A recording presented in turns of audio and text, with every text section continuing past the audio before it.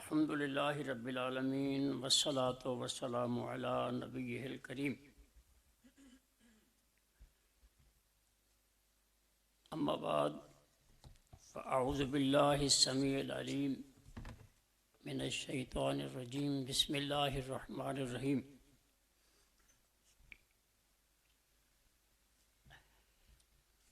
ان الانسان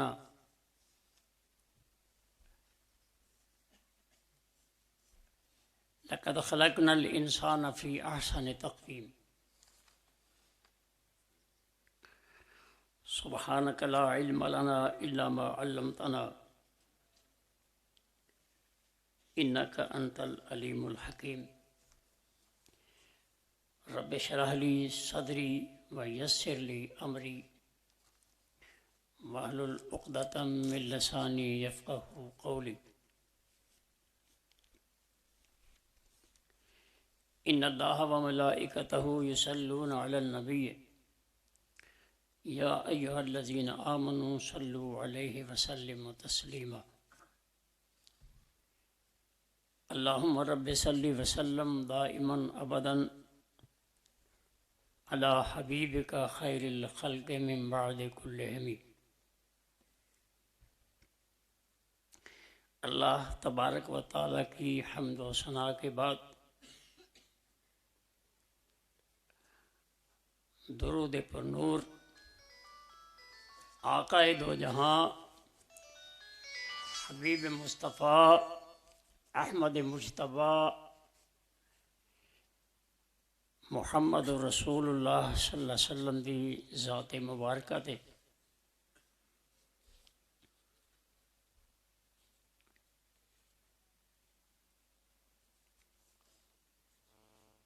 آج کے اس پروگرام میں شرکت کے لیے آنے والے تمام اکابرین، میرے دوست، میرے بھائی، میرے بیٹے، دور دراز کا سفر اور گہرائیوں سے خوش آمدید کہتا ہوں۔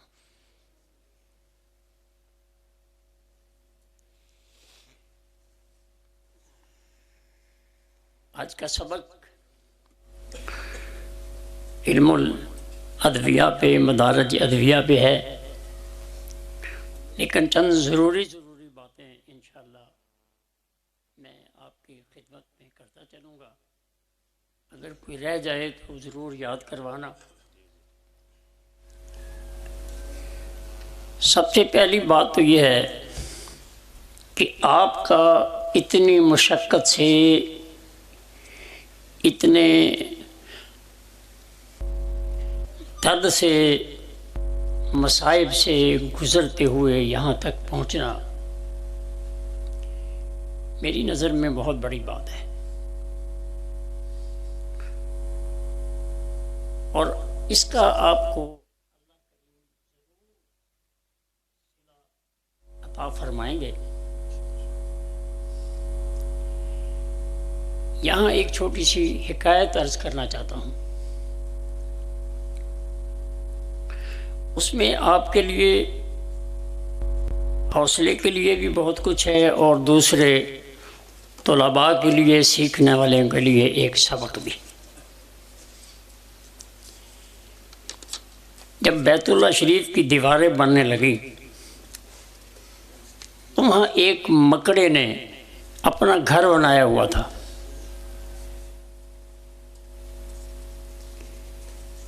اب جب اللہ کریم نے فرمایا اے میرے خلیل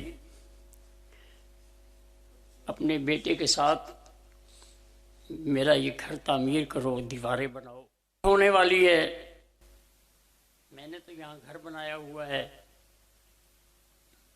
اس نے دعا کی الہی میرا گھر اجڑنے والا ہے، میرا گھر ابھی گرا دیا جائے گا، مجھے اپنے گھر سے الفت ہے، محبت ہے، اے اللہ میرے اس دکھ درد کا کوئی مداوع ہو، اللہ کریم نے اپنے خلیل کو فرمایا ذرا ٹھہرو، ذرا مجھے مکڑے سے یہ معاملہ طے کر لینے دو۔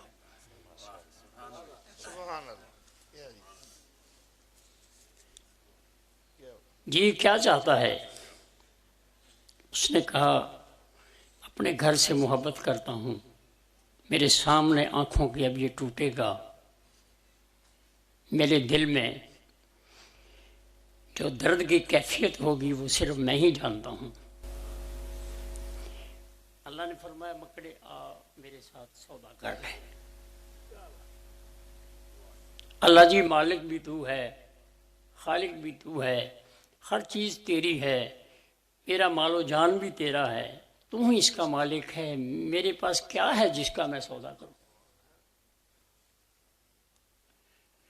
اللہ کریم نے فرمایا ہاں یہ سب کچھ بات درست ہے، لیکن آج ایک سودا میں پیش کرتا ہوں، اب تیرے دل میں آئے تو اس کو قبول کر، تیرے دل میں آئے تو انکار کر۔ اللہ کریم نے فرمایا ایسا کر، اس گھر کی قربانی تو دے دے، میں تیری زندگی کو دراز کر دوں اور تو غار ثور پہ چلا جا۔ سبحان اللہ۔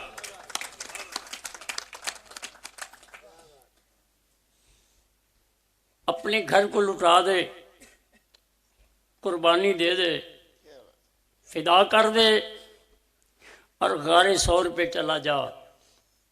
کل میرا محبوب آمنہ کا لال دل یتیم جب مکہ سے مدینے کی طرف ہجرت کرے گا تو میں اس کا رخ تیرے غار ثور کی طرف موڑ دوں گا۔ سبحان اللہ۔ تجھ کو، تیری نسل کو میں اپنے سونے محبوب کا دیدار کراؤں گا اور میں تیرا نام میں اپنے سونے محبوب کے محافظوں میں لکھ دوں گا۔ سبحان اللہ۔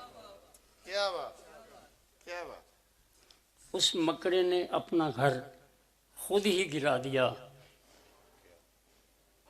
تو قربانی دینے سے کچھ ملتا ہے۔ کیا بات، کیا بات، کیا بات۔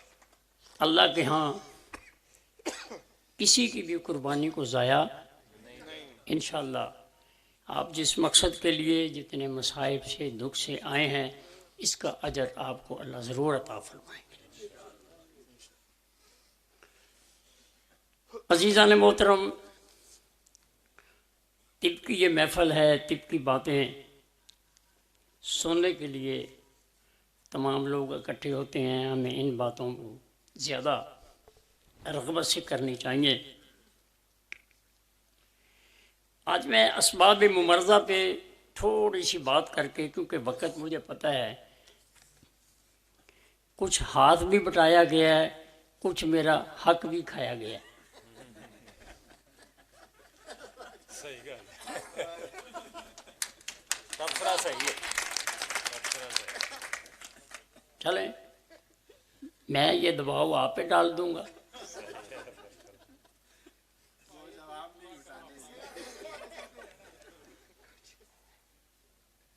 ایک سٹیج ہے، وہاں ایک طبیب آتے ہیں اور آ کر وہ یہ ثابت کرتے ہیں کہ اس وقت پاکستان کے اندر جو امراض ہیں وہ سب اعصابی ہیں، ذہنی ہیں۔ وہ اس بات کو ثابت کرنے کے لیے وہ دلائل پیش کرتا ہے۔ وہ کہتا ہے پاکستان میں سوچ، فکر، غم، ٹینشنیں بہت زیادہ ہیں، جو غریب ہے اس کے لیے بھی اور جو امیر ہے اس کے لیے بھی، بلکہ میرا خیال ہے امیر لوگ نیند کی گولیاں زیادہ استعمال کرتے ہیں، زیادہ پیشاب انہیں کو ہوتا ہے، غریب اپنا پسینہ بہا کے،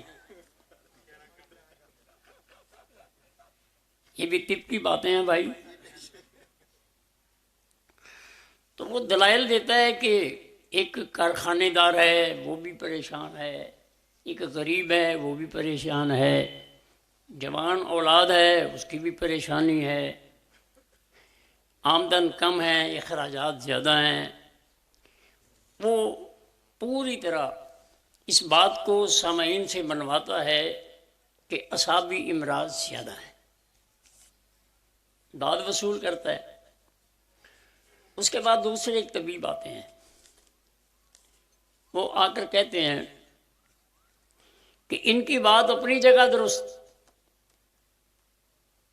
لیکن ایک میری بھی سوچ ہے، ایک میرے پاس بھی مرض کو سمجھنے کا ایک انداز ہے۔ وہ کہتا ہے اس وقت سارے ہی امراض عضلاتی ہیں۔ وہ کہتا ہے کہ ڈالڈا گھی ہے، فارمی مرغا ہے، پیزا اور تلی ہوئی چیزیں ہیں، چائے کی پتی کا زیادہ استعمال ہے۔ اب وہ تمام چیزوں کا تذکرہ کر کے وہ ثابت کرتا ہے کہ گوشت خوری اور تلی ہوئی چیزیں ہوٹلوں کے اندر کھانے، یہ وہ سب عضلاتی ہیں، لہٰذا تمام پاکستانی اسی رو میں بہہ رہے ہیں، عضلاتی ہو چکے ہیں۔ اب وہ اپنا موقف بیان کرنے کے بعد داد وصول کرتے ہیں اور چلے جاتے ہیں۔ اب ایک اور صاحب آتے ہیں، وہ آ کر کہتے ہیں کہ ان دونوں کی رائے اپنی جگہ، ان کی بات اپنی جگہ، ایک میری بھی سوچ ہے۔ وہ کہتے ہیں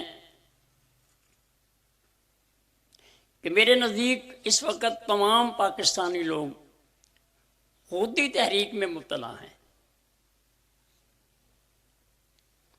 سیکس کا دور، 2 روپے کی اگر ایک کوئی گولی ٹافی لی جائے تو اس پہ بھی کوئی نہ کوئی برہنہ تصویر، ٹی وی کھولیں برہنہ، اخبار دیکھیں تو بے حیائی، نیٹ کھولیں کسی چیز کی مشہوری دیکھیں، جگہ جگہ جنسی ادویات کی مشہوریاں، جریان و احتلام کا عام۔ آج سے 25-30 سال پہلے جب شادی ہوتی تھی تو عورت پریشان ہوتی تھی کہ پتہ نہیں میرے ساتھ کیا ہوگا۔ آج کا دور نوجوان پریشان ہوتا ہے کہ پتہ نہیں میرے ساتھ کیا ہوگا۔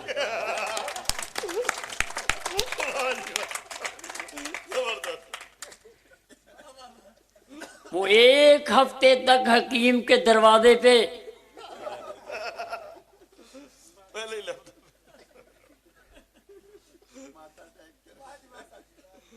اب بھائی کیسے فیصلہ کریں کون سچا ہے، کس کی دوا دی جائے؟ بس یہاں میں عرض کروں گا کہ آپ طبیبوں کو نبض کی ضرورت پڑے گی۔ کہانی سن کر دوائی نہیں دینی، آپ نے نبض دیکھنی ہے اور نبض کے مطابق آپ نے علاج معالجہ کرنا ہے۔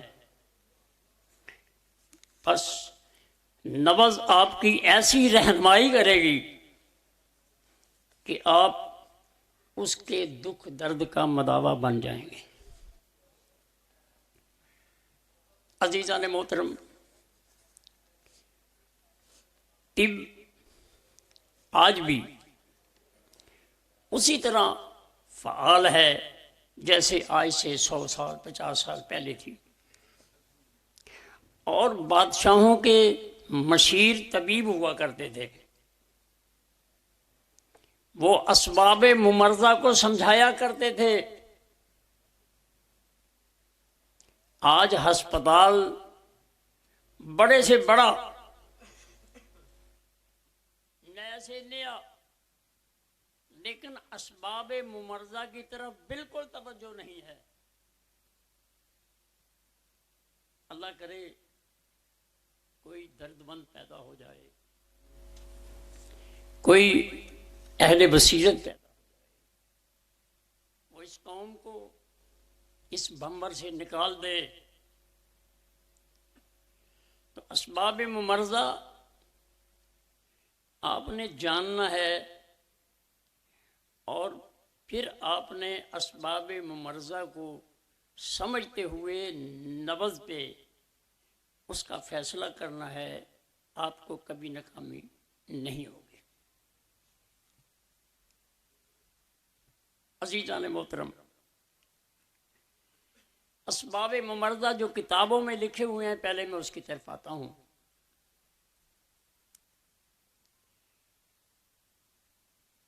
سب سے پہلے لکھا ہے ہوا، پھر ہے ماکولات و مشروبات۔ ہوا کا زیادہ ٹھنڈا ہو جانا، زیادہ گرم ہو جانا، اس میں کوئی تعفن کا شامل ہو جانا، اس کو نام آپ کوئی دے لیں، کرونا دے لیں، کوئی اور نام جو آپ کی منڈی مارکیٹ میں زیادہ آپ کو آمدن دے وہ استعمال کر لیں، لیکن اسباب ممرضہ جو 6 ہیں، ان کے علاوہ اور کوئی مرض کا سبب نہیں ہو سکتا، نہ آج اور نہ آنے والے کسی اور دور میں۔ ہوا، ماکولات و مشروبات، کھانا اور پینا، بے وقت کھانا، بے وقت پینا، بغیر بھوک کے کھانا، بغیر پیاس کے پینا، یا بھوک کے ٹائم پر نہ کھانا، یا پیاس کے ٹائم پہ نہ پینا، یا ان میں کوئی تعفن کا شامل ہو جانا۔ نیند اور بیداری مختصر کروں گا، اور میں پہلے سے یہ بات آپ سے بھی کہتا ہوں کہ جو مختصر چیز ہے وہ گرفت میں آتی ہے، طویل لمبی ہو وہ کچھ حصہ رہتا ہے، کچھ۔ ماکولات و مشروبات، کھانا پینا، نیند و بیداری، سونے کا اٹھنے کا ایک انداز، ایک ایسی ترتیب جو آپ کو صحت مند رکھے۔ حرکت سکون بدنی، حرکت سکون نفسانی۔ جسم سے زیادہ مشقت لینا یا کوئی غم صدمہ، اس کے بعد نیند و بیداری، زیادہ سونا، کم سونا، وقت سے بے وقت سونا، یہ تمام نیند و بیداری میں شامل ہیں۔ اور آخری جو کتابوں میں اسباب ممرضہ لکھا ہے وہ احتباس و استفراغ، کسی چیز کا جسم میں زیادہ ہونا اور پھر رک جانا، یا کسی چیز کا جسم سے زیادہ خارج ہو جانا، یہ مرض کا سبب ہے۔ اب اس اسباب ممرضہ کو میں نے چھوٹے سی قرآن کریم کی ایک آیت میں اس کو سمجھا دیا ہے، سمو دیا ہے۔ اللہ میری اس کاوش کو قبول فرمائے۔ اللہ فرماتے ہیں وَجَعَلْنَا اللَّيْلَ لِبَاسًا وَجَعَلْنَا النَّهَارَ مُعَاشًا، دن معاش کے لیے اور رات سونے کے لیے۔ عزیزان محترم، جب سورج غروب ہوتا ہے تو دن اختتام ہو گیا، دن ختم ہو گیا، رات شروع ہو گئی۔ آپ کام چھوڑ کر نماز مغرب پڑھ کر آپ کھانا تلاور کریں، لیکن دو باتیں آپ کے ذہن میں ضرور ہونی چاہیے کہ ایک تو سارے دن کی تھکاوٹ موجود ہے، اور ایک ابھی میری نماز فرضی جو ہے وہ باقی ہے۔ کبھی ایسا نہ ہو کہ کھانا زیادہ استعمال ہو جائے اور بے بس ہو کر نیند کا غلبہ ہو جائے اور میری نماز جو ہے وہ چھوٹ جائے، لہذا کھانا کم کھائیں۔ 2 گھنٹے مغرب اور عشاء کے درمیان کا جو وقت ہے وہ اپنے بہن بھائیوں کے ساتھ اپنے گھر میں خوشی خوشی آپ گزاریں۔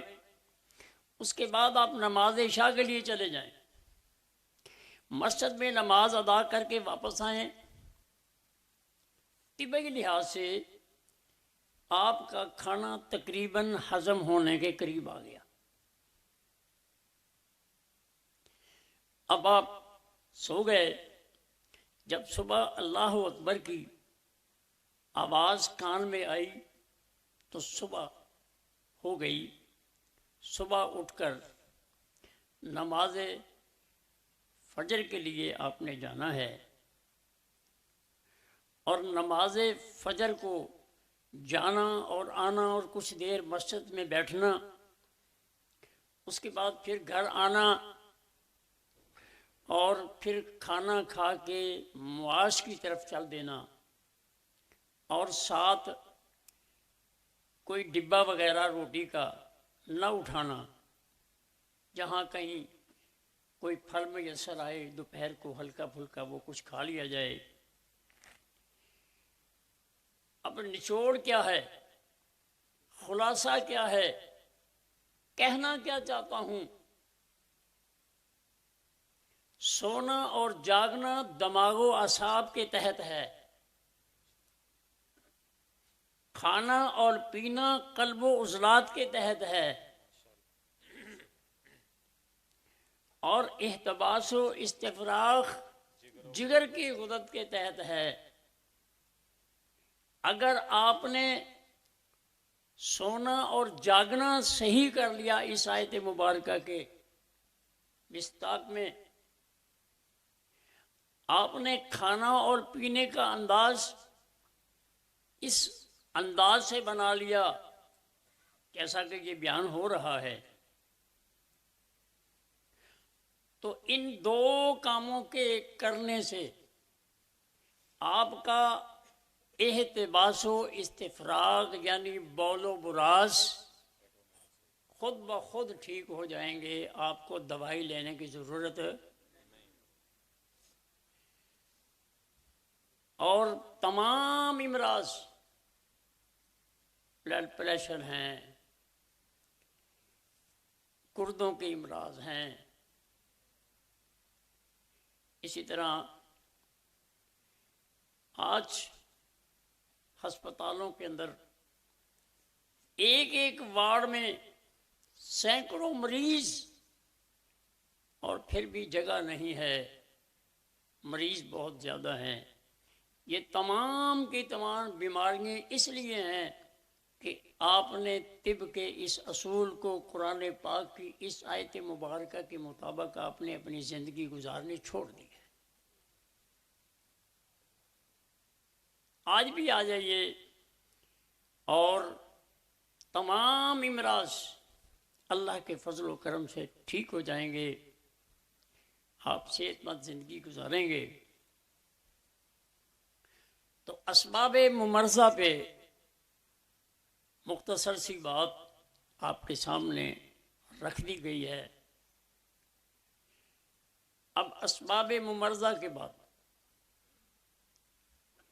اب ایک چھوٹا سا مضمون جو کہ مجھ سے بار بار سوالات ہوتے رہتے ہیں کہ بلڈ پریشر کیا ہے. کوئی کہتا اونچا، کوئی کہتا نیچے والا، کوئی کہتا لو ہو گیا ہے، کوئی کہتا ہائی ہو گیا ہے، کوئی کچھ کہتا ہے. اپنے اپنے انداز ہیں، اپنی اپنی بات ہے. آئیے، آپ دانا لوگ بیٹھے ہیں، سمجھدار بیٹھے ہیں، آپ کے سامنے ایک مختصر سا چھوٹا سا ایک سبق پیش کرتا ہوں. خون کے دو بہاؤ، خون کے دو بہاؤ. ایک خون دل سے جسم کی طرف آ رہا ہے اور ایک خون جسم سے دل کی طرف جا رہا ہے. کبھی جسم کی طرف جو آنے والا خون ہے اس میں تیزی ہوتی ہے، اور کبھی جسم سے دل کی طرف جو خون جا رہا ہے اس میں تیزی ہوتی ہے. جو خون دل سے جسم کی طرف آ رہا ہے جب اس میں تیزی ہوتی ہے تو نبض خشکی والی، قلب و عضلات والی، عضلاتی نبض ہوا کرتی ہے. آپ اس کے لیے اجوین، پودینہ، ادرک، لہسن کا کہوا دے دیں، انشاءاللہ اللہ کے فضل و کرم سے مریض فوراً ٹھیک ہونا شروع ہو جائے گا. دوسرا بہاؤ، جسم سے دل کی طرف خون جا رہا ہے، اگر اس میں تیزی آ جائے تو پھر آپ سونف، چھوٹی الائچی، سفید زیرے کا کہوا دے دیں، اس کو شفا ہونی شروع ہو جائے گی. اب تیسرا تو بہاؤ خون کا ہے ہی نہیں. اب اگر یہ دونوں بہاؤ ایک تسکین کے سبب اور ایک تحلیل کے سبب اگر کمزوری میں آ جائیں تو اس کی تاریخ اعصابی ہوگی، بلغم کی زیادتی ہوگی، رطوبت کی زیادتی ہوگی. آپ اس کو لونگ، دال چینی کا کہوا، نیمبو ڈال کر استعمال کرا دیں، اللہ کے فضل و کرم سے وہ ٹھیک ہونا شروع ہو جائے گا. بلڈ پریشر کی جو علامات ہیں وہ ٹھیک ہونی شروع ہو جائیں گی. یہ مختصر سا قانون آپ کے لیے تحفہ ہے، قبول فرمائیں.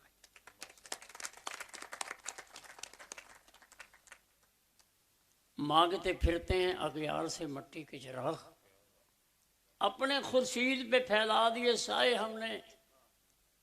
کیا ہوا؟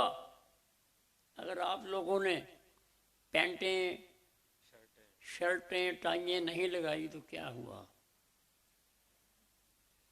یہ کوئی عقل کا معیار نہیں ہے، فن کا معیار نہیں ہے. یہ فن جو آپ سیکھ رہے ہیں یہ ایک بہت بڑا خزانہ ہے، اور اس سے آپ چھوٹے چھوٹے علاج معالجہ سے بڑی بڑی امراض کا آپ علاج کر سکتے ہیں.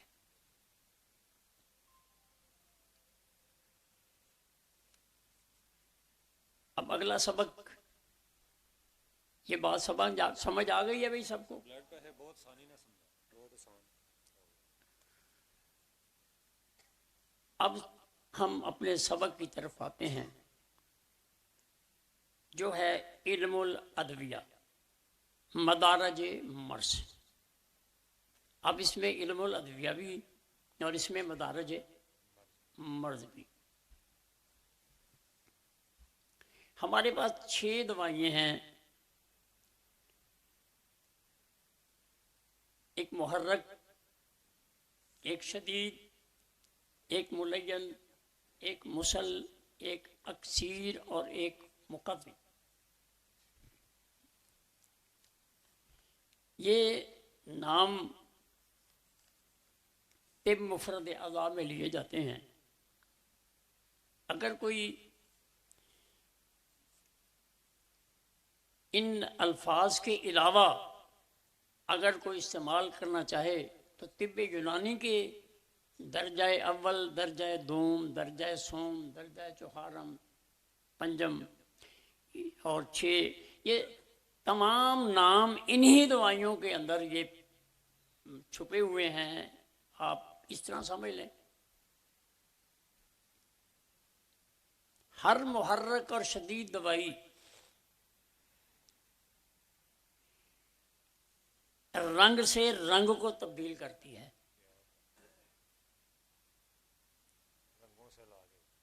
رنگوں سے علاج. سودا بڑا ہوا ہے، سودا کو صفرا میں بدلنا ہے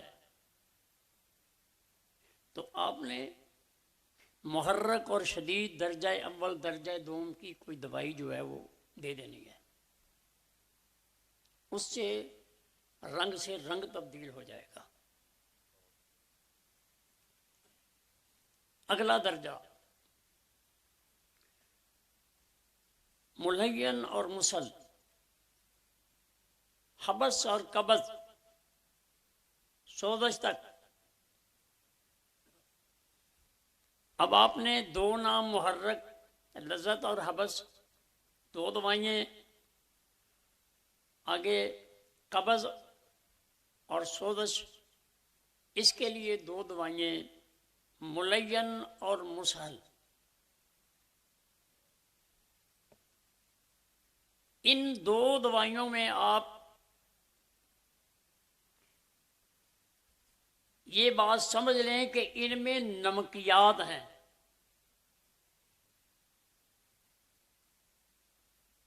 چھ تحریکوں کی 6 دوائیں، ان کے اندر نمکیات ہیں. نمک چیز کو گلاتی ہے. آپ نے دوائی دیتے وقت سوچنا ہے کہ جو معدے کے اندر کوئی چیز رک چکی ہے، قبض ہو گئی ہے، ہم نے اس کو گلانا ہے. اگر وہ نبض اس سے بھی آگے چلی گئی ہے، درجہ آگے چلا گیا ہے، تو آپ نے نمک کی بجائے تذاب استعمال کرنا ہے، جس کو آپ مسل کہتے ہیں. مسل کا کام ہے، تذاب کا کام ہے جلا دینا. نقطے کی باتیں بتا رہا ہوں. پہلے کا معنی گلانا ہے، دوسرے کا معنی جلانا ہے. اب یہ آپ اپنی بصیرت سے کام لیں گے کہ مقام جلانے والا ہے یا گلانے والا ہے. کیا بات ہے، زبردست. اور اگر اس سے بھی کام آگے جا چکا ہے، وہاں قبض سے سوزش ہو چکی ہے اور سوزش سے وہاں زخم ہو چکے ہیں، تو آپ نے یہ تصور رکھنا ہے، ذہن رکھنا ہے کہ اس کے اندر سوزش ہے، میں نے یہاں مسل ہی استعمال کرنا ہے اور کوئی دوائی استعمال نہیں کرنی، اور اسی سے ہی شفا ہونی ہے. یہ قانون طب ہے، اپنی قیاس آرائی نہیں چلتی. اب اگر سوزش کی وجہ سے ورم پیدا ہو چکا ہے پہلے آپ نے دوائی دی محرک اور شدید، رنگ سے رنگ کو تبدیل کرنے کے لیے، پھر آپ نے دوائی دی جلانے اور گلانے کے لیے، کام آگے جا چکا ہے۔ پہلا عمل رنگ سے رنگ تبدیل کرنے کا معنی مفہوم یہ ہے کہ ایک تحریک سے آپ دوسری تحریک کو پیدا کر رہے ہیں، بس۔ آگے جو آپ دے رہے ہیں ملین اور مسل، تو آپ کے ذہن میں یہ بات ہونی چاہیے کہ تحریک کے سبب تسکین والے مقام پر کچھ خمیر پیدا ہو چکا ہے۔ مقام مرض کیا ہے؟ تحریک۔ اس کے سبب، تحریک کے سبب تسکین والے مقام پر خمیر پیدا ہو چکا ہے۔ اب آپ نے اس خمیر کو نکالنے کے دو انداز میں نے آپ کے سامنے رکھ دیے ہیں کہ آپ نے اس کو گلانا ہے یا آپ نے اس کو جلانا ہے۔ اگر مرد اس سے بھی آگے چلا گیا،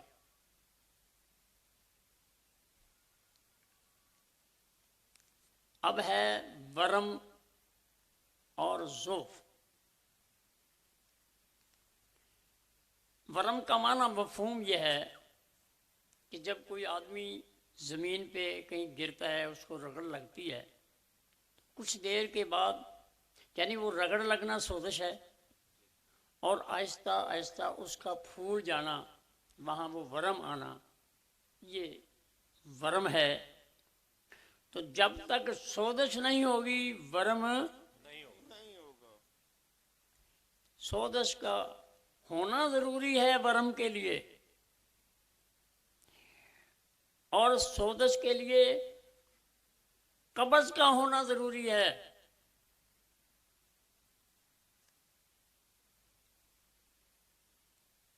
اور قبض، تحریک شدت پکڑنے سے قبض ہوگی، اس کو پروتے چلے جائیے۔ اب ورم ہو چکا ہے، آپ نے ورم والے مقام کو کوئی بھی اکسیر جو ہے وہ آپ نے استعمال کرنی ہے۔ اصل مرض جو ہے وہ سوزش تک ہے۔ دو پہلی چیزیں تحریک کے سبب تحریک والے ہی مقام پر ہیں، اکڑاؤ اور درد۔ سمجھ آ رہی یہ بات؟ پہلا جہاں تحریک شروع ہے وہاں یہ دو چیزیں اکڑاؤ اور درد ہے۔ جب مرد تسکین والے مقام پر چلی جائے گی تو وہ اکڑاؤ اور درد کم ہو جائے گا۔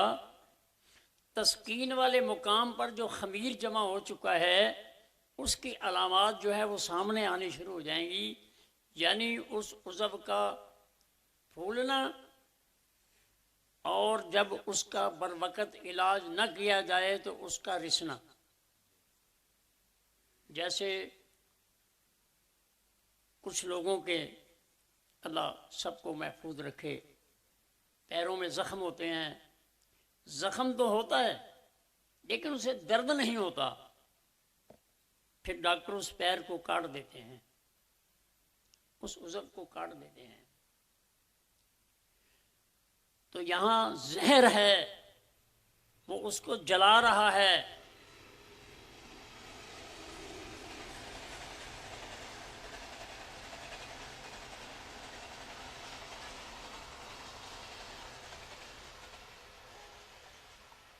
اب تسکین کی دو علامات آپ کے سامنے آ گئیں،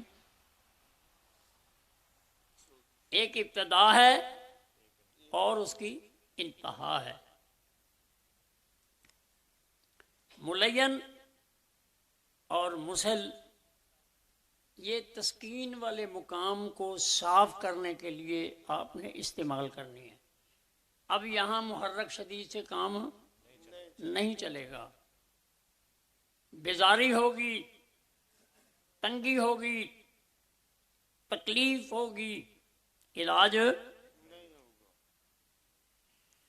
اب اگر نبض اس سے بھی آگے جا چکی ہے، ورم اور ذوف پہ آ گئے ہیں آپ، یہ بڑا نازک سبق ہے اور اس کو بڑے اچھے انداز سے آپ سمجھیں۔ دو تحریک والے مقام پر علامات، دو تسکین والے مقام پر علامات، اور دو تحلیل والے مقام پر علامات۔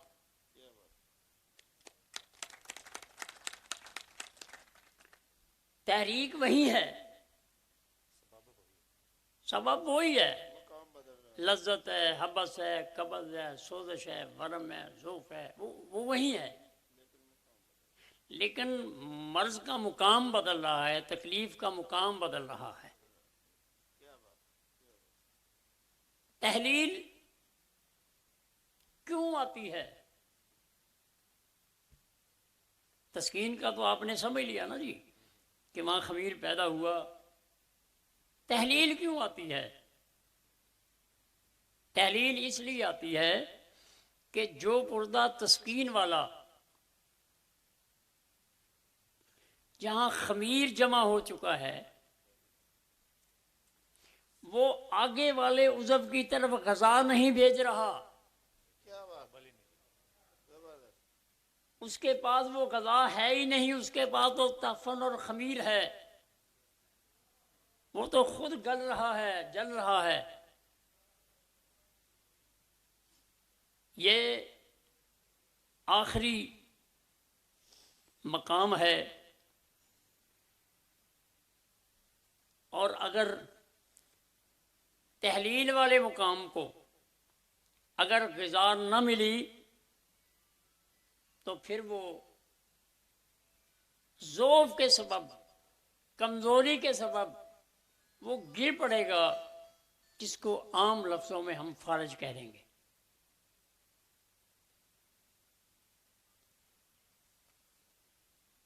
اب ہم نے ادویات کے بارے میں تھوڑا سا سمجھیں۔ حضرت صابر تو سمر صابر ملتانی رحمۃ اللہ ان کی قبر پہ کروڑ رحمتاں فرمائے، آپ نے فرمایا 2 دوائیاں لیں، ان کا نام محرک ہے، اس میں ایک اور ملا لیں، وہ پیچھے والی کو نکالنا نہیں ہے، اس کو آپ شدید کر لیں، اب شدید کے اندر ایک اور ملا لیں۔ ذرا غور فرمائیں، آپ نے فرمایا پچھلی دوائیوں کو نکالنا نہیں ہے جی، وہ پیچھے مرض چلی آ رہی ہے، اس کے صرف مدارج بدل رہے ہیں، آپ دوائی بھی اس کے اندر اور شامل کرتے چلے جائیں۔ اب ملین کے بعد ایک اور دوائی ملائیں، وہ دوائیاں بھی برقرار رکھیں، خالی ایک مسل کسی کو نہ دیں، خالی جمال گوٹا کسی کو نہ دیں، خالی ریون دسارا کسی کو خالی نہ دیں، خالی مصبر کسی کو نہ دیں۔ یہ طب کے سبق ہیں، ان پہ غور کریں۔ کمال ہو گیا جی۔ اب مسل تک، اس کے بعد عمل تحلیل کا شروع ہو چکا ہے، اب دوا کی نہیں غذا کی ضرورت پڑ گئی ہے۔ دوائیں وہ اسی طرح بحال رہیں گی، آپ ملین مسل دیتے رہیں گے ضرورت کے تحت، لیکن اگلا پردہ تحلیل والے مقام پہ جب غذا نہیں پہنچ رہی، اس کو کہیں فالج نہ ہو جائے، آپ اس کو مقوی دوائی بھیجیں۔ کیا بات، کیا بات۔ اور اس کو وہ پردہ وہی چیز قبول کرے گا جو پیچھے والے سسٹم میں سے چیز آ رہی ہے، اس کے علاوہ وہ قبول نہیں کرے۔ نہیں کرے گا۔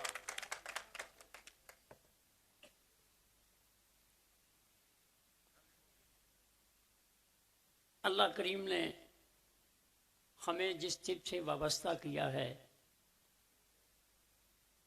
ہم جتنا ناز کریں، جتنا نخرہ کریں، جتنا اکڑ پن کریں، کم ہے۔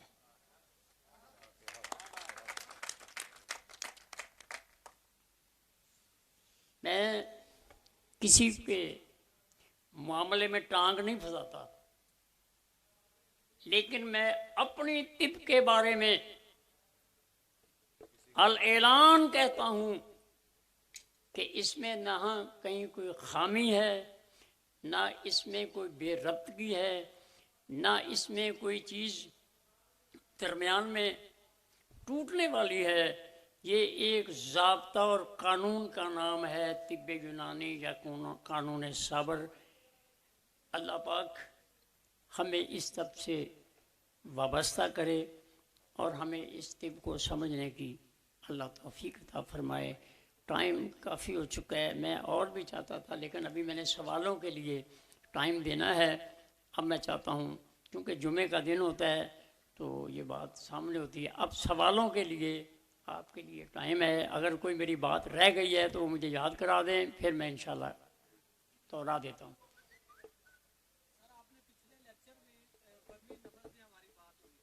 جی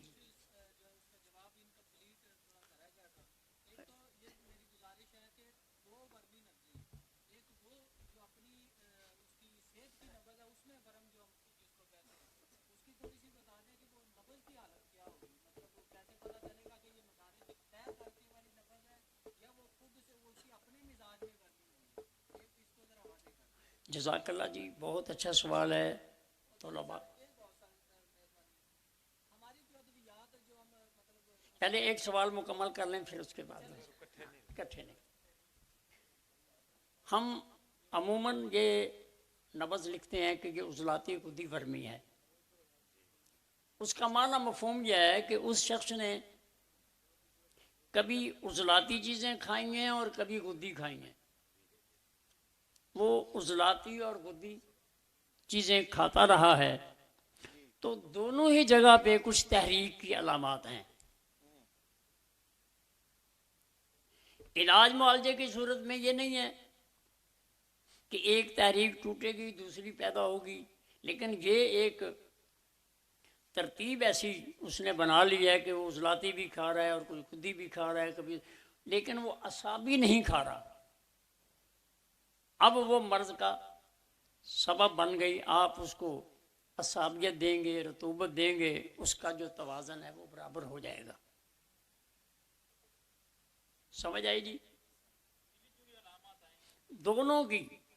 دونوں کی غذا کھانے سے جی دونوں جگہ کو تحریک ہوگی۔ تو کمی کس بات کی ہے کہ اس میں رطوبات نہیں ہیں۔ اب آپ نے اس کی رطوبت پیدا کرنی ہے تو وہ دونوں علامات جو ہیں وہ ٹھیک ہونی شروع ہو جائیں گی۔ اس کو ہم عضلاتی غدی ورمی نبض کہیں گے۔ ایک جب بھی کوئی نبض ورمی کیفیت اختیار کرے گی، مثلا کسی نے غدی صابی اور غدی عضلاتی چیزیں زیادہ یوز کی ہیں، زیادہ کھائی ہیں، تو ہر بگڑی ہوئی نبض جو ورمی ہوگی وہ پہلے والی نبض سے اگلی نبض کی طرف منتقل ہوگی اور باریک ہو جائے گی، اگلی نبض کی طرف منتقل ہوگی۔ مثلا 3 والی جو ہے وہ 4 تک جائے گی، باریک ہو جائے گی، جبکہ غدی نبض جو اصل حقیقت صحت والی ہے وہ باریک نہیں ہوتی، اس میں حرارت سے کھلی ہوتی ہے۔ تو اسی طرح غدی عضلاتی جبکہ وہ 4 انگلوں پہ ہے، اگر وہ غدی صابی ہوگی، گرم تر ہوگی، تو پھر وہ دونوں انگلیں جو سائڈ والی ہیں وہ کم ہونی شروع ہو جائیں گی اور وہ نبض باریک ہونی شروع ہو جائے گی۔ استاد محترم ایک چیز اور ہے کہ نامکمل تحریک پہ بھی تھوڑا سا اگر روشنی ڈال دیں تو وہ یہ جی میں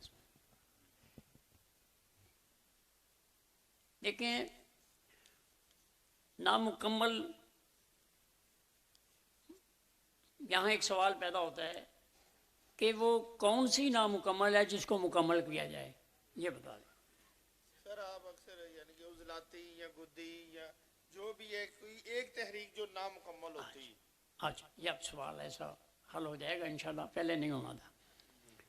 میری گزارش ہے جی کہ ہر نبض ایک دن میں یا 2 دن میں عضلاتی غدی سے غدی عضلاتی نہیں ہو جایا کرتی، وہ آہستہ آہستہ ہوتی ہے۔ تو ابھی جب اس کے پورے مدارج پورے نہ ہوں تو وہ نامکمل ہے، یعنی گویا کہ آپ نے اس کو ابھی غدی عضلاتی اور غدی صابی دوائی دینی ہے جی، اس کو وہ شفا مکمل ہو جائے گی۔ یعنی اس کو سر دو یا اسی تحریک کی دوائی دیں گے یا 2 اگلی تحریکوں کی دوائی دیں گے؟ میں نے کہا جو نامکمل سے مراد یہ ہے کہ پہلے آپ نے اس تحریک کو بیچ میں علاج کے لیے شامل کرنا ہے۔ ایک ہمارے مفت اعضاء والوں کے پاس بھی یہ بات ہے کہ صحت والی نبض نامکمل ہے جی، تو یہ آگے کی طرف چلی گئی تب بھی وہ نامکمل ہے، وہ پیچھے کی طرف چلی گئی تب بھی نامکمل ہے۔ اس کو مکمل کرنے کے لیے وہی قانونی طریقہ علاج ہے کہ جو چیز بڑھ چکی ہے اس کو کم کر دیا جائے۔ بعض لوگ کہتے ہیں جی یہ کیسے ہو جائے گا جی کہ عضلاتی غدی نبض ہے، برمی نبض ہو گئی ہے یا غدی عضلاتی نبض ہو گئی ہے، اب اس کو غدی صابی دوائی دینے سے وہ کیسے ہو جائے گی؟ تو میں ان سے کہتا ہوں کہ بھائی جو کچھ آپ کرتے ہیں اس پہ بھی غور کریں کہ اگر آپ کا موقف یہ ہے کہ اسے پہلے غدی صابی کیا جائے، پھر اسے صابی غدی کیا جائے، پھر اسے صابی عضلاتی کیا جائے، پھر عضلاتی صابی کیا جائے، تو بھائی وہ ایک بیماری لے کر آیا تھا، آپ نے اس کے ساتھ 4 بیماریاں اور چبوڑ دی ہیں۔ واہ واہ کیا بات ہے سر! نہیں بھائی، خشکی کے سبب وہ بیمار ہے، گرمی کے سبب وہ بیمار ہے، تری کے سبب وہ بیمار ہے۔ تری والے کی تری کم کر دیں، خشکی والے کی خشکی کم کر دیں، گرمی والے کی گرمی حرارت کم کر دیں، اس کو مکمل شفا ہو جائے۔ کیا بات کیا بات کیا بات!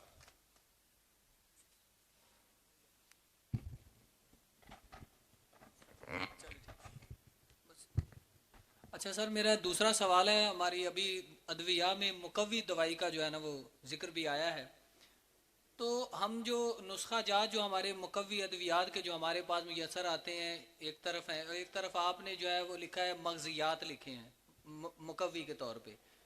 اب ہم دیکھتے یہ ہیں کہ دوائی مقوی ہے تو اس میں 3 مقوی ہے، تو اس میں جو ہے وہ ہم دیکھتے ہیں جی اس میں جوتری بھی ڈالی ہوئی ہے، اس میں ہم نے وہ جو شدید کی چیزیں ہیں ٹھیک ہے، تو وہ ادھر تو وہ شدید کے مزاج میں پہ آ رہی ہیں، ادھر ان کو ہی مقوی میں ڈالا ہوا، آیا وہ مقوی رہیں گی، شدید ادھر جا کے کوئی تبدیلی آئے گی، وہ کیا اس کی شکل بنے گی؟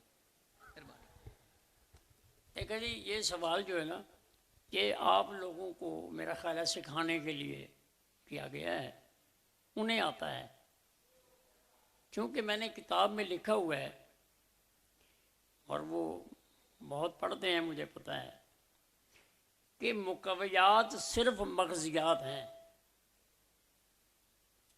باقی دوائی یا محرک ہے یا شدید ہے یا ملین ہے یا مسل ہے یا وہ زہر ہے، مقوی نہیں ہے، صرف مغزیات جو ہیں وہ مقوی ہیں۔ اور میں نے ابھی کہا ہے کہ آپ نے تحلیل والے مقام کو غذا دینی ہے، دوا، کیونکہ دوا جزو بدن نہیں بنتی اور غذا جزو جو غذا ہے وہ دوا نہیں، جو دوا ہے وہ غذا نہیں۔ آپ نے غذا کو اور دوا کو الگ الگ سمجھنا ہے۔ تو جہاں آپ نے مقویات دینی ہیں، یہ آپ وٹامن کہہ لیں، تو آپ نے مغزیات استعمال کرنے ہیں، ورنہ یہ معاملہ جو ہے وہ سمجھانے کے بھی قابل نہیں رہے گا اگر آپ نے دوسری دوائیوں کو مقوی مان لیا تو۔ لیکن مقویات میں جو انہوں نے کہا ہے کہ جی، شامل تو وہی ہوتی ہیں میں ان کی بات کو ان الفاظ سے مکمل کر رہا ہوں جی، کہ آپ نے آج کے بعد جی یہ سمجھنا ہے کہ مقوی صرف ہی مغذیات ہیں، ان کے علاوہ کوئی مقوی نہیں ہے نہیں ہے، باقی نکال دیں انہیں۔ جی۔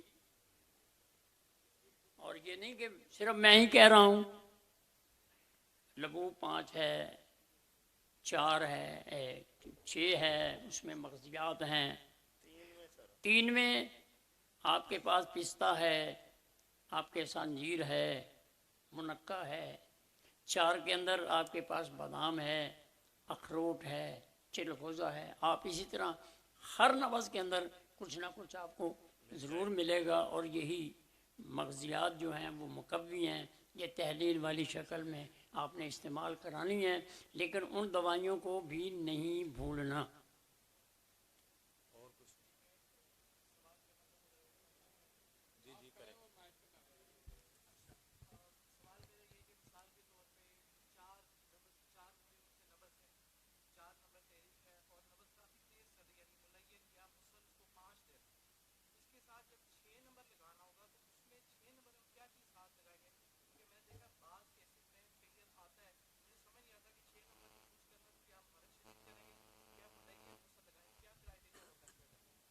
چار انگلیوں پہ نبض ہو جی، 4 انگلیوں پہ نبض ہو اور تیز بھی ہو، اور اس کے لیے 6 نمبر دوائی کیوں دیں گے؟ میں سمجھ گیا ہوں، ٹھیک ہے، میں سمجھ گیا، مجھے سمجھ آئی۔ گزارش میری ہے جی، جیسا کہ میں نے لکھا ہے کہ 2 جگہ تحریک ہے، 2 جگہ تسکین ہے، اور 2 جگہ تحلیل ہے۔ جب نبض تیزی میں ہے تو صاف ظاہر ہے آپ نے مسل دینا ہے یا ملین دینا ہے، کیونکہ اس کو قبض ہے، جیسے وہ قانون کے مطابق قوی ہے، تیز ہے یا ذوب میں ہے۔ اب آپ نے پہلے جہاں پہلے تسکین ہے، 2 تسکینوں کا تذکرہ ہوگا، پہلے جہاں تسکین ہے، مثال کے طور پر میں آپ کو کہتا ہوں کہ اگر کسی کی 4 نمبر نبض ہے مرد والی، آپ نے اس کو دوائی دینی ہے، تو آپ نے اگر صرف رنگ ہی تبدیل کرنا ہے تو آپ اس کو محرک شدید دے دیں گے، اور اگر ابھی آگے جانا ہے تو پھر آپ نے یعنی پہلے سٹیپ کے اوپر آپ کو آگے والی دوائی دینے کی ضرورت نہیں ہے۔ اب آپ آگے والی نبض پہ جب جائیں گے، جب آپ ملیگن اور مسل استعمال کریں گے تو وہاں آپ نے محرک اور شدید دوائی کا استعمال کرانا ہے اگلی نبض کے لیے۔ سمجھ آ گئی جی؟ آ گئی سمجھ؟ اور اگر معاملہ اس سے آگے بڑھ چکا ہے تو پھر آپ نے اگلی ہی نبض کی مقویات استعمال کرانی ہے، اور یہاں ملین مسل جیسے کہ میں سمجھا چکا ہوں یہ برقرار رہے گا۔ یعنی کہ مسل 4 ہوگا اور مقوی 5 ہوگا۔ جی، مقوی جو ہے وہ مسل 5 ہوگا اور مقوی 6 ہوگا۔ جی لیکن میں نے کہا ہے کہ ایک اس کا پہلا درجہ ہے، ایک اس کا دوسرا درجہ ہے۔ پہلے درجے میں اگر نبض ہے تو آپ اس کو ملین مسل دیں جی، اور اگر اس میں تیزی اتنی زیادہ آ چکی ہے تو آپ اسے مسل سے شروع کریں جی۔ تو یہ انشاءاللہ کبھی خطا نہیں ہوگا، یہ قانون کے تحت بات ہو رہی ہے۔ یعنی اگر آپ نے غدی اعصابی تحریک میں ملین اور مسل دینی ہے تو آپ نے اگلی نبض کے لیے آپ نے مقوی ضرورت کے تحت آپ دے سکتے ہیں جی، انشاءاللہ مکمل کام ہو جائے گا۔ سوال مکمل ہو گیا جی آپ کا؟ جی، اور کوئی شاید نہیں؟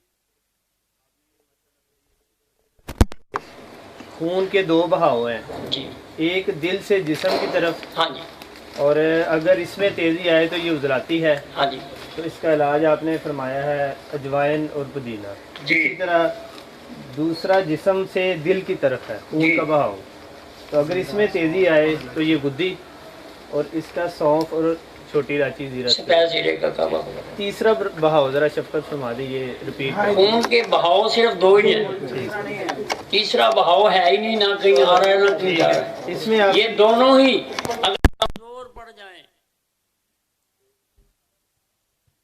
نبض اعصابی ہوگی، نبض اعصابی ہوگی، قلب و عضلات میں تسکین کے سبب اس میں روانی میں فرق آئے گا، یعنی تیزی نہیں ہوگی. اور پیچھے غدد کے اندر تحلیل ہے، تحلیل والے مقام کے اندر بھی جوش نہیں ہوتا. دونوں چیزیں یعنی یوں کہہ لیں کہ جوش سے خالی ہیں. اب آپ یا کوئی اور اس کو بلڈ لو کہہ دے تو اس کو دال چینی، لونگ اور اس میں نیمبو ڈال دیں تو اس کا معاملہ جو ہے وہ حل ہو جائے گا.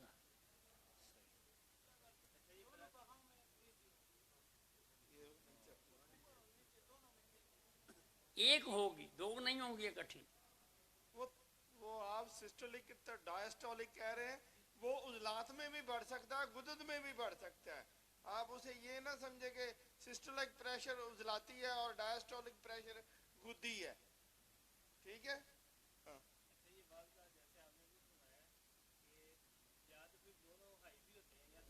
محترم دونوں میں ہائی ہو سکتے ہیں. دیکھیں جی، میں دیکھیں میری بات سنیں، تھوڑا سا مجھ سے مخاطب ہونے دیں، میں ان کو آسان طریقے سے سمجھاؤں گا.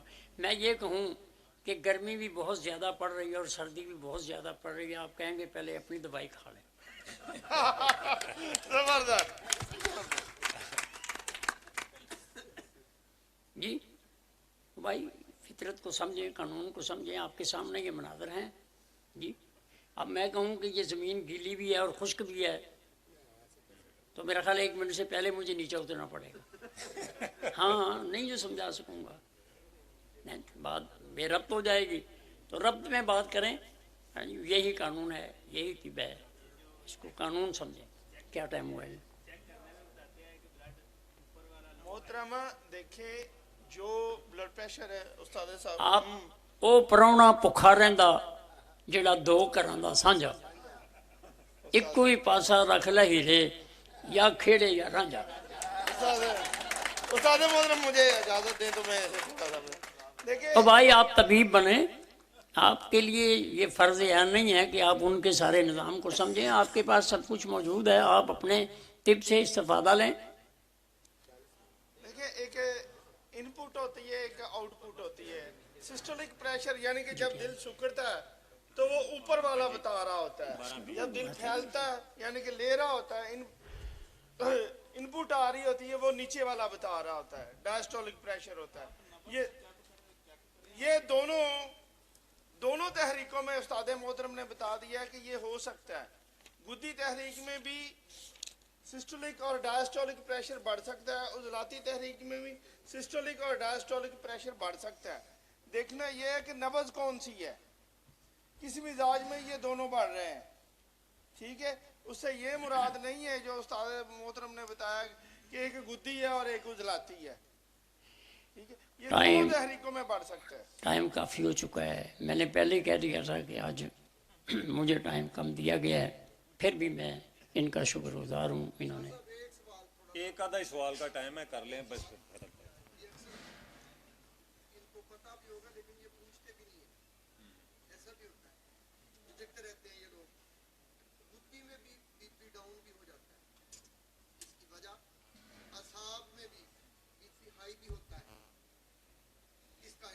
دیکھیں میری بات سنیں، آپ نے پھر معاملے کو الجھا دیا ہے. جب خون جسم کی طرف جا رہا ہے تو آپ نے خون کا پریشر دیکھنا ہے، ٹھیک ہے. اور جب اعصابی تحریک ہوگی تو خون کا بہاؤ دماغ کی طرف ہوگا اور اس میں بلغم زیادہ ہوگا. جب ہی وہ دماغ کی غذا ہے، اگر وہ پیور، اگر وہ غدی ہے یا عضلاتی ہے تو وہ دماغ کی غذا ہے ہی نہیں، دماغ اس میں تحریک میں آئے گا ہی نہیں. جی क्या बात। नहीं आएगा वो बहाव जो है सिर्फ दिमाग की तरफ उसका ज़्यादा है। आपको आसान रास्ता जो बताया जाता है आप उसकी तरफ तवज्जो दें, उस पर आप तजर्बे करें, आप उस पर कामयाबी हासिल करें। दयार इश्क में अपना मुकाम पैदा कर, दयार इश्क में अपना मुकाम पैदा कर, नया ज़माना नई सुबह शाम पैदा कर।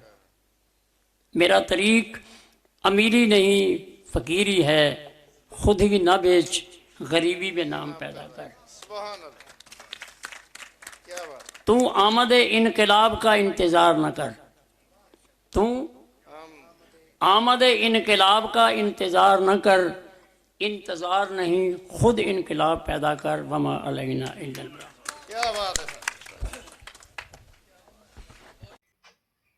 जो दोस्त जो तिबी तुलबा व तालबात ऑनलाइन कोर्स करना चाहते हैं, तिब सीखना चाहते हैं, उस्तादुल हुकमा हकीम सैयद नेमत अली शाह साहब रहमतुल्लाह अलैह, उनके 6 नब्ज़ें 6 सवाल 6 नब्ज़ें कुल इमराज के तहत जो तिब सीखना चाहते हैं वो राब्ता कर सकते हैं।